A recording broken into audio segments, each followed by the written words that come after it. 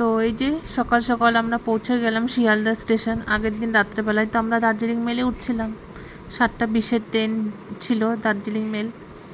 তো সকাল সকাল পৌঁছে গেলাম, মোটামুটি 5:30টার মতো বাজে এখন। তো আমরা ঢুকছি শিয়ালদা স্টেশনে। এখান থেকে যাব আমরা আজকে সুন্দরবন। তো সুন্দরবনে যাওয়ার জন্য আমাদের এখান থেকে ক্যানিং লোকালটা ধরতে হবে। তার আগেও একটা ট্রেন আছে, দেখি ওটা পাই কি না। তো এই যে ক্যানিং লোকালে উঠে গেছি, আর প্রচণ্ড পরিমাণে ভিড়। ওই যে ভাই, বুনু, ডুগলু, শুভ্রা ওইদিকে, আর বুনু, আর হচ্ছে এই যে পিলুমাসি এদিকে, আমি এদিকে, আর মা এদিকে। প্রচণ্ড পরিমাণে ভিড়, আর বাবা আর গুলটুস অন্য কম্পার্টমেন্টে ঢুকছে। তো আমরা এদিকে ক্যানিংয়ে পৌঁছে আগে একটা করে ডাব খেয়ে নিলাম, কারণ প্রচণ্ড গরম ছিল সেদিন, প্রচণ্ড গরম। আমাদের মুখ টুক দেখলে আপনারা বুঝতেই পারবেন আমরা কতটা কাহিল হয়ে গেছি এত গরমে। এই যে ওই জন্য সবার প্রথমে একটা করে ডাব খেয়ে নিচ্ছে সবাই। আর স্টেশনেই আমরা 1 কাপ করে চা খেয়ে আসছি, কারণ সুন্দরবনের ট্যুরে তো সকাল থেকে খাবার দেয়, কিন্তু চা তো খেতেই হবে মাস্ট। তো আমরা স্টেশনের টিকিট কাটার পরে 1 কাপ করে সবাই চা খেয়ে বেরিয়ে পড়ছি। আর এই যে দেখতে পাচ্ছেন রোদের তেজটা, প্রচণ্ড পরিমাণে গরম পড়ছে। এই যে এইদিকে বুনু,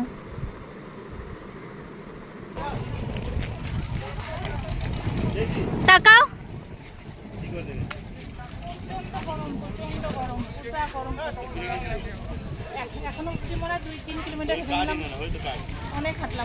এমনি এমনি তো তোমাকে দেবে না খাবার।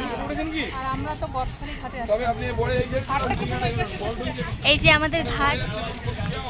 ভিডিওটা তো ভালো হচ্ছে না, কারণ গিয়ে দেখাচ্ছি, এতটুকু দেখুন আপাতত।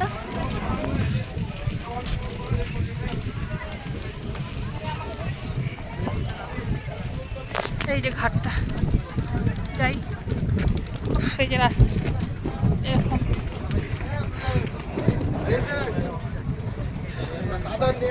আমরা গোসাবা থেকে লঞ্চে উঠবো। তো গোসাবা এই যে পৌঁছেই গেছি। প্রত্যেকটা জাহাজের ওপরে একটা ইন্ডিয়ান ফ্ল্যাগ লাগানো, খুব ভালো লাগছে দেখতে। তো যাই হোক, লঞ্চে উঠি, ওঠার পরে আপনাদের সাথে দেখা হবে। তো আস্তে আস্তে এক এক করে উঠি, কারণ লাগেজও অনেক আছে আর উঠতেও খুব কষ্টও হয়। তো এই যে বুনুদের লাগেজটা, আমাদের লাগেজটা আগেই আমরা নিয়ে গেছি। তো বুনু এই যে লাগেজটা নিয়ে এখন যাচ্ছে। এই যে লঞ্চটা জাস্ট ছেড়ে দিল আমাদের, আর সামনে দেখতে পাচ্ছেন লাল রঙের একটা জায়গা আছে গাঁদা ফুল দিয়ে, ওই জায়গাটা ওনারা পূজা করেন। তো নামার সময় ওঠার সময় ওনারা বলে দেন যে ওই জায়গাতে যেন আমরা পা না দিই, কারণ ওই জায়গাটাতে ওনারা পূজা করেন বলে। তো ওই জায়গাটা পা না দিলেও আপনি উঠতে পারবেন, ওনারা এরকম করেই ব্যবস্থা করে দেন। উঠা নামাতে কোনো অসুবিধা নেই, কোনো সমস্যা হবে না, ওনারা যথেষ্ট পরিমাণে হেল্প করে দেন। আর ছেড়ে দেওয়ার পরে মানে গরম এতক্ষণ লাগছিল ঠিকই, কিন্তু ছেড়ে দেওয়ার পরে কিন্তু ওয়েদারটা বেশ ঠান্ডা লাগছে, কারণ কি খুব সুন্দর একটা হাওয়া দিচ্ছে, ঠান্ডা একটা হাওয়া দিচ্ছে। তো চারপাশে এই লঞ্চগুলো ঘুরছে, বেশ সুন্দর লাগছে দেখতে, ভালো লাগছে দেখতে। তো যাই হোক, এতক্ষণ পুরো গরম লাগছে, কিন্তু এই সামনে 18 বছর গেছিলাম, তার মানে তোমার বিয়ের বয়স 26 বছর হয়েছে। পরে আমরা গেছিলাম লঞ্চে, তারপর ভিডিও হচ্ছে আমরা হচ্ছে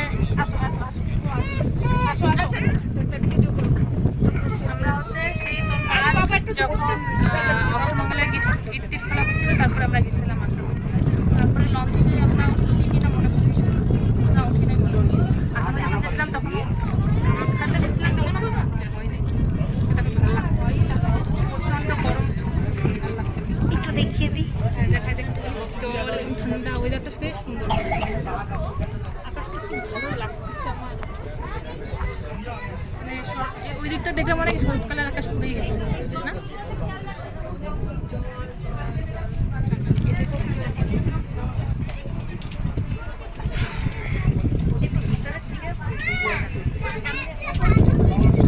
জল আছে না জানিস? টিফিনে দিল ফার্স্টে এই যে 3টা লুচি, আর চাইলে দিবে আলুর দম, আর এই যে একটা করে মিষ্টি। আমি জানি না আমার ভালো লাগছে, দেখি কিরকম খেয়ে বলি। ভালো আছে, চিকেনের ঝোলের মতো লাগছে। এই জায়গাতে যিনি চালক উনি বসেন, তো উনি এখন নেই, কারণ আমাদের লঞ্চটা এক জায়গায় দাঁড়িয়ে আছে, কারণ সকালের খাবার টাবার ব্রেকফাস্ট সবাইকে দেওয়া হচ্ছে বলে এক জায়গায় দাঁড়িয়ে আছে। লঞ্চের খাবারটা শেষ হয়ে গেলেই, সবার ব্রেকফাস্ট হয়ে গেলে পরেই আবার শুরু হয়ে যাবে। খাবার শেষ হতে না হতে আরেকটা খাবার চলে আসছে, এই যে আমুদি মাছ ফ্রাই। এই দেখি বুনু মুখটা, বুনু আবার বলতেছে আরেকটা দিবে নাকি। Let's start eating. হ্যাঁ, খেয়ে দেখতো বুনু কেমন হচ্ছে। ক্রিস্পি মনে হচ্ছে না? এর মধ্যে একটু সস টস থাকলে ভালো হতো বাড়িতে থাকলে, বাট ভালো আছে। চা আসছে। চা আসছে, হ্যাঁ আমাদের চা আসছে। বৃষ্টিও শুরু হয়ে গেছে সুন্দরবনে এখন, না বল বুনু? বৃষ্টি হচ্ছে। এই যে আমাদের লঞ্চটা ছাড়লো অনেকক্ষণ পরে ছাড়লো। বেশ ভালো লাগছে ওয়েদারটা, প্রচণ্ড গরম লাগছিল, যার জন্য এখন একটু বৃষ্টিটা হয়ে ভালো। আবার ওই সাইডে একটু আকাশটা পরিষ্কার, ভালো বৃষ্টি হচ্ছে। এই যে বৃষ্টি পড়ছে, এই যে সবাই দাঁড়িয়ে আছে বৃষ্টির মধ্যে ছাতা নিয়ে। এই যে আর এদিকে জল, এখন বৃষ্টিটা একটু কমলো, ছাতা নিয়ে দাঁড়িয়ে আছে সবাই। ভালোই এসছে না, হালকা একটু লাগা বৃষ্টিটা, মানে বৃষ্টিটা গায়ে লাগছে না, এত গরম পড়ছে না, বৃষ্টিটার গায়ে লাগছে না, একদম গায়ে লাগছে না। এই যে ডুগলু কুমার বাবার সাথে ছাতা নিয়ে ঝগড়া লাগছে। এই যে বুনু, আমি ওকে বলছি ক্যামেরা ধরতে বহুত থাকবে, দেখ না, তোকে বলবোই না আমি, তুই যে বললি না ফটো ছাড়ার আগে তোকে বলতে, আমি একটুকু বলবো না, পরে বুঝবি ঠেলা তুই দেখিস, আমি ওকে তাই বললাম। একদিকে তো প্রচণ্ড গরম পড়ছে, রোদের তেজ মানে বলে বোঝানো যাবে না, এত তেজ। আর বৃষ্টি যেহেতু হয়ে যাচ্ছে, সেই জন্য রাস্তাঘাটও প্রচণ্ড পরিমাণে মানে স্লিপ কাটছে। তো এর মধ্যেই আমরা চলে আসছি এই যে হ্যামিল্টন সাহেবের বাংলোতে। তো বাংলোটা ওই যে দূর থেকে দেখা যাচ্ছে, ওটাই বাংলো। তো ওখানে করার মতন, দেখার মতন সেরকম কিছুই নেই, খালি ওই বাংলোটার সামনে গিয়ে কয়েকটা ফটো তুলে ভিডিও করাই, আর কিছুই না। তো আমরা ওই আস্তে আস্তে যাচ্ছি, কিন্তু এখানে যাচ্ছি চারপাশে এত স্কিড করছে, আর দুপাশে জল একদম ভর্তি হয়ে আছে জল। তাই ভাবলাম ওখানে গিয়ে কয়েকটা ফটোশ্যুটই করি, তেমন কিছু দেখার মতন কিন্তু কিছুই নেই ওখানে। তো যাই হোক, ফটো তোলার ওখানেও ভিড় ছিল, লাইন ছিল একের পর এক, ওই সিঁড়ির ওপরে ওঠে কয়েকজন মানে ফটো তোলে। তো এখানে এক লাইন করে যেতে হচ্ছিলো, এক লাইন যাওয়ার এক লাইন আসার, কারণ কি রাস্তাটা প্রচণ্ড ছোট, আর বৃষ্টির জন্য পুরো স্লিপারি হয়ে গেছে, আর একেই তো মাথার ওপরে এত রোদ। হ্যামিল্টন সাহেবের বাংলোর থেকে আমরা ডাইরেক্ট চলে আসলাম বেকন বাংলোতে। এই যে বেকন বাংলোতে ঢুকতে 10 টাকা করে এন্ট্রি ফ্রি লাগবে। তো এন্ট্রি ফি 10 টাকা দিয়ে আপনারা ঢুকবেন। তো দেখতেই পাচ্ছেন একদম পুরো ভিড় হয়ে আছে, আর আমাদের অবস্থা এতটাই কাহিল হয়ে গেছে যে মানে ঘুরতেও ইচ্ছা করছে না, মানে জোর জবরদস্তি ঘোরানো যেরকম হয় না ওরকম মনে হচ্ছে। একেই তো এত রোদ, তার মধ্যে আমরা আগের দিন জার্নি করে আসছি। তো যাই হোক, ঘুরছি। ওখানে রবীন্দ্রনাথ ঠাকুর দাঁড়িয়ে আছেন, বই পড়ছেন। আর এখানে রবীন্দ্রনাথ ঠাকুর একবার এসেছিলেন বলে ওখানে বেকন বাংলোতে রবীন্দ্রনাথ ঠাকুরের ফটোও আছে, স্ট্যাচুও আছে, মূর্তি। তো এর ভেতরে কিছুই নেই সেরকম দেখার মতো, এই যে ফাঁকা একদমই, কাঠের এটা। ওই বুনুকে জিজ্ঞাসা করলাম, বুনু কিছু আছে? বুনু বললো না, কিছুই নেই, ফাঁকা একদম। তো যাই হোক, একটু ঘুরে নিই চারপাশটা, দেখি কীরকম, কোথায় কি আছে না আছে।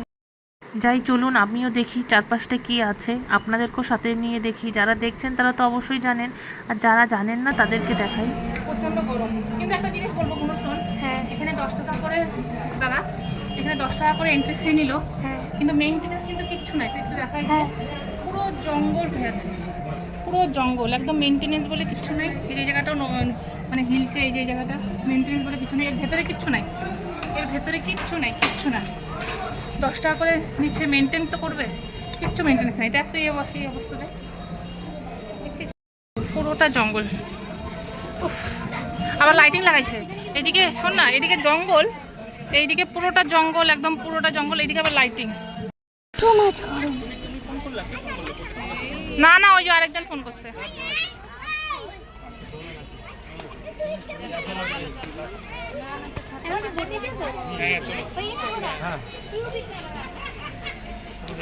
আজকে আর কোথায় যাবো বলছি এখন ও ডিসিশন হচ্ছে, ঠিক আছে। তো আমরাও দেখি নেক্সট ডেস্টিনেশন কোথায় হয়, আপনাদেরকেও সাথে নিয়ে দেখাই। তো ভিডিওটা আজকে এখানেই শেষ করছি, সবাই ভালো থাকবেন।